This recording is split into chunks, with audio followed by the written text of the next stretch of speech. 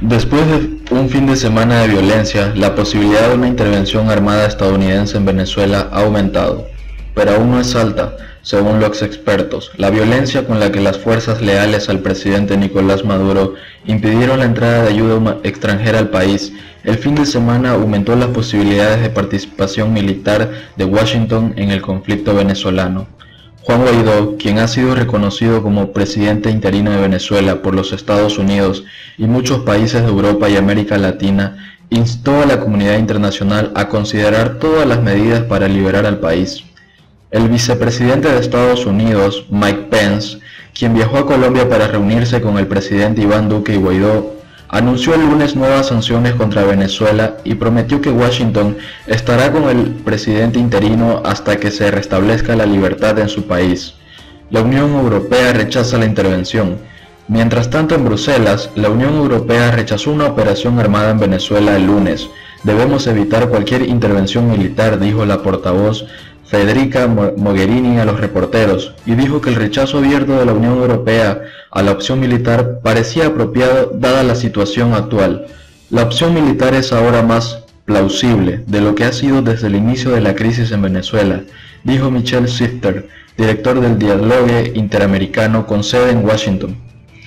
Es más probable ahora que el 23 de febrero el fracaso del esfuerzo de ayuda en Venezuela, dice Gregory Weeks, un experto en América Latina y decano asociado de asuntos académicos en la Universidad de Carolina del Norte.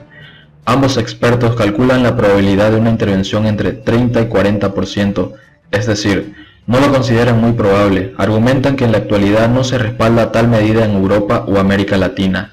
Weeks agrega que el ambiente político actual, que hace que la intervención sea poco probable, podría cambiar rápidamente. La chispa que podría cambiar los cálculos podría ser una escalada de violencia mortal contra la oposición, detener o herir a Guaidó o ataques contra el personal diplomático estadounidense en Venezuela. Sin precedentes. ¿Hay un precedente? No, responden los expertos. Aunque Washington tiene una larga historia de intervenciones en América Latina, se puede comparar con la intervención armada en Venezuela, dicen. Históricamente, los Estados Unidos nunca ha enviado tropas militares para derrocar a un régimen en América del Sur, dijo Shifter, señalando que la intervención militar estadounidense en Panamá hace 3 décadas a veces se cita como una comparación, porque es la intervención militar más reciente para derrocar a un gobierno. El gobierno en el hemisferio occidental no es adecuado como punto de referencia. Panamá es un país mucho más pequeño y muy diferente, con vínculos mucho más estrechos con los Estados Unidos, lo que ha facilitado la intervención de Washington en comparación de Venezuela, advirtió señalando que esto no es Panamá. No creo que realmente haya una buena comparación, dijo Weeks, señalando que generalmente se pedía a Estados Unidos que interviniera militarmente en países mucho más pequeños y más dependientes en América Central y el Caribe. Posibles consecuencias. El impacto negativo potencial de la intervención militar es tan significativo e impredecible que ambos expertos se oponen a este enfoque. La semana enfatiza que por el momento no hay una buena opción, porque la multiplicación de sanciones afectaría más al venezolano común, pero creo que la opción militar es la peor, agregó, explicando que conduciría a más violencia y muerte, sin garantía de éxito.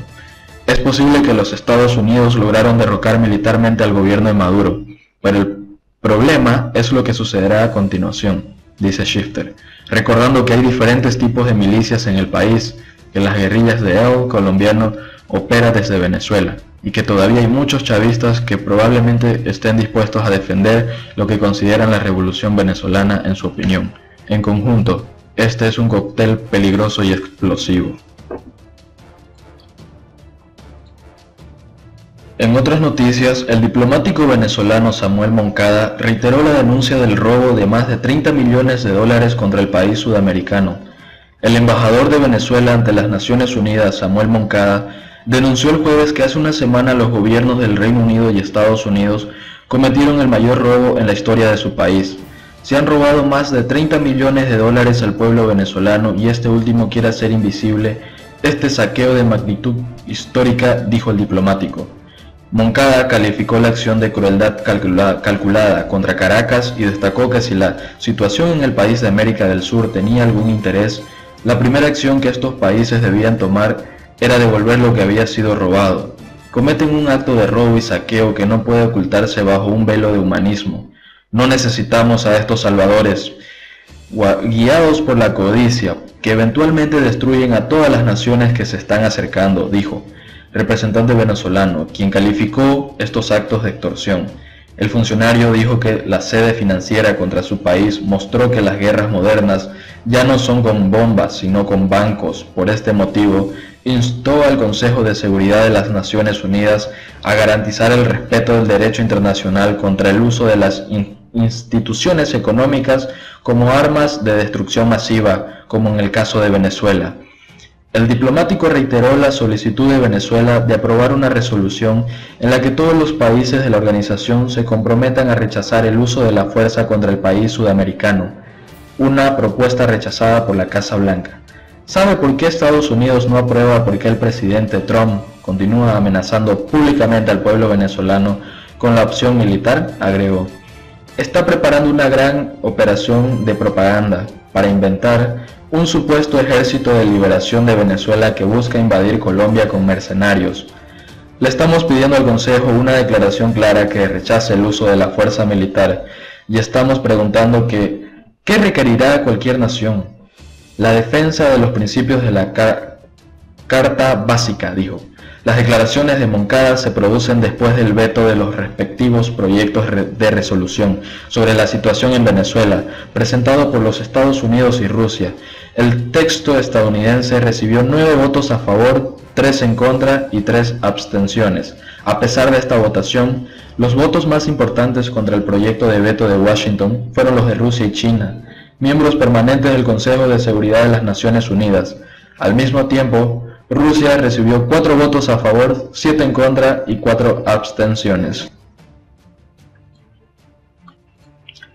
Por otro lado, el nerviosismo de Maduro no se deriva de una entrevista más o menos incómoda, pero ya no está seguro de la lealtad de sus soldados. No es fácil saber dónde se encuentra la verdad en medio de tal desinformación. Es cierto que Venezuela está atravesando una grave crisis económica, superada solo por Siria y Yemen, ambas destruidas por guerras en las que no somos inocentes. El FMI calcula que la caída del PIB venezolano alcanzará el 68% para 2023. Estamos hablando del país con las mayores reservas de petróleo conocidas. También es cierto que Estados Unidos quiere un cambio de régimen. Halliburton y la compañía ya están calculando sus beneficios. La responsabilidad de Nicolás Maduro en el desastre es obvia. Se perdió casi todas las medidas de rescate durante la caída en el precio del petróleo. Hoy en día, el 70% de los venezolanos percibe el salario mínimo, contra $18 en un escenario hiperinflacionario. ¿Es Venezuela una dictadura como la de Nicaragua, que ataca a la oposición y a la prensa? El arresto del periodista Jorge Ramos en medio de una entrevista con Maduro en el Palacio de Miraflores no hace nada para ayudar a la guerra de los adjetivos. Lo encerraron durante horas en una habitación oscura, robando equipos de trabajo. Jorge Ramos es uno de los periodistas más famosos de América Latina. Enfrentó a Trump en una conferencia de prensa con la que se encontró Maduro y Trump algo en común. Ambos odian a la estrella de Univisión. Si lo hace frente a todos, ¿qué hará en secreto con los periodistas venezolanos? Maduro no es Chávez, le falta su carisma y su ascendencia política. La oposición no es un bloque homogéneo, porque hasta hace 5 minutos hay partidos de extrema derecha, demócratas cristianos, socialdemócratas, izquierdistas y chavistas. La mayoría usa el coraje de la venganza. Para ellos, lo único bueno de Chávez es que murió en 2013. Será difícil movilizar a los cientos de miles de chavistas que sufren la crisis y están hartos de Maduro. El proclamado presidente de Venezuela, Juan Guaidó, está haciendo esfuerzos para ampliar sus discursos, pero al mismo tiempo proclama que quiere que Estados Unidos lance una operación militar. Chávez ha fracasado en 3 frentes, como los gobiernos anteriores. No ha creado una administración profesional, no ha logrado controlar la deuda y no ha evitado la corrupción. Venezuela nunca ha sido un virreinato en la colonia española, sino una capitanía general. Esto ha impedido la creación de instituciones efectivas. Los Estados Unidos tienen 3 opciones a medio y a largo plazo: estrangular el régimen entre las sanciones, el embargo y las cuentas congeladas. Venezuela perdió 38.000 millones. Invadir, poco probable después de la experiencia iraquí, o crear un contador de Colombia y Brasil formado por desertores y mercenarios venezolanos. El nerviosismo de Maduro no proviene de una entrevista más o menos incómoda, sino porque ya no está seguro de la lealtad de sus soldados. Esa sería la cuarta opción. El golpe de Estado, un asunto interno, es el que funciona desde hace semanas.